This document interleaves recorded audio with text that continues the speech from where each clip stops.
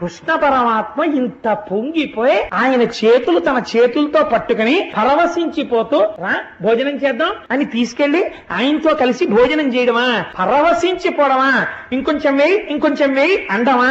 ఎవరయ్యా అసలినా ఇలాంటి వాడితో సమానమైన మునిపొంగములయ్యి ఆయనతో సమానంగా గౌరవింపబడిన వాడిని ఇప్పటి వరకు మనం చూడలేదు కృష్ణ మందిరంలో. ఎవరి ఆప్తుడు కృష్ణుడి దగ్గర ఇంత మర్యాదకి ఇంత ప్రేమకి నోచుకున్న మహాత్ముడు అని వాళ్ళు ఆశ్చర్యపోతున్నారట. ఎంత ప్రేమో చూడండి, దగ్గర కూర్చున్నాడు. ఓ బ్రాహ్మణోత్తమా, నేను అప్పుడు విన్నాను, నువ్వు వివాహం చేసుకున్నటువంటి స్త్రీ చాలా కాలం వేదాన్ని నమ్ముకుని వేదపాఠం చెప్పుకున్నటువంటి బ్రాహ్మణుల యొక్క కుటుంబంలో జన్మించిన పిల్ల అని నేను విన్నాను. అటువంటి కుటుంబంలో పుట్టిన పిల్ల భర్తని అనుసరించి ఉండేటటువంటిదై ఉంటుంది కదా.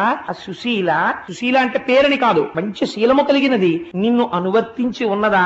కుచేల నిన్ను చూస్తుంటే నీ మనస్సు భార్య యందు, బిడ్డల యందు, లోకమునందు, గృహమునందు, స్థలాలయందు, ఐశ్వర్యమునందు భ్రాంతి లేకుండా కేవలము సంసారములో ఉండాలి కాబట్టి మాత్రమే ఉండి విహిత కర్మాచరణముగా భార్య బిడ్డల్ని చూడాలి కాబట్టి చూస్తూ సంతతము బ్రహ్మమునందు రమిస్తున్న వాడిలా నాకు కనపడుతున్నావు. గొప్ప మాట అడిగాడు. ఇది కృష్ణుడు గుర్తుపట్టి. కాబట్టి కొందరు మహాత్ములు ఉంటారు, వాళ్ళు చెయ్యాలి కాబట్టి సంసారంలో ఉండి భార్యా బిడ్డల్ని పోషించినట్టు ఉంటారు. కానీ వారు ఆంతరమునందు మాత్రం ఎప్పుడు ఈశ్వరుడితోడిదే సంబంధం. పొంగిపోతూ ఆ భవ్య నిష్ట, ఆ భగవంతుడి గురించిన నిష్టలో పరవశించిపోతున్న హృదయంతో నిరంతరము లోక కళ్యాణమును అపేక్షిస్తూ తిరుగుతుంటారు. నిన్ను చూస్తుంటే నాకు అటువంటి వాళ్ళు కనిపిస్తున్నారో.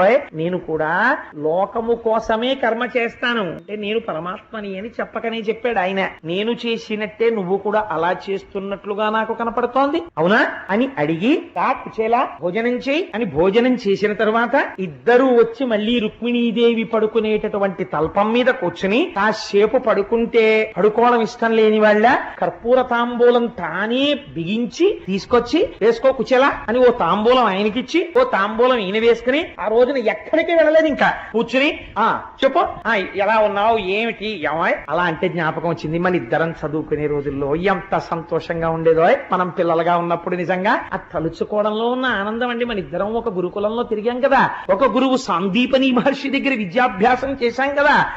నాకు ఆ మాట అంటే జ్ఞాపకం వస్తోంది కుచేలా. మన గురువు ఎంతటి వాడు, ఒక గురువుని తలుచుకున్నప్పుడు ఎంత గొప్పగా తలుచుకోవాలో, ఎంత మర్యాదతో ప్రవర్తించాలో కృష్ణ పరమాత్మ చూపిస్తారు మనకి. అందుకని ఆ మహానుభావుడు ఆ సాందీపని మహర్షి నోరు విప్పి మాట్లాడితే చాలో అజ్ఞానమన్న చీకటి విడిపోయి అలా మాట్లాడేవాడు మహానుభావుడు. ఏమి గురువు గారయ్యా మన గురువు గారు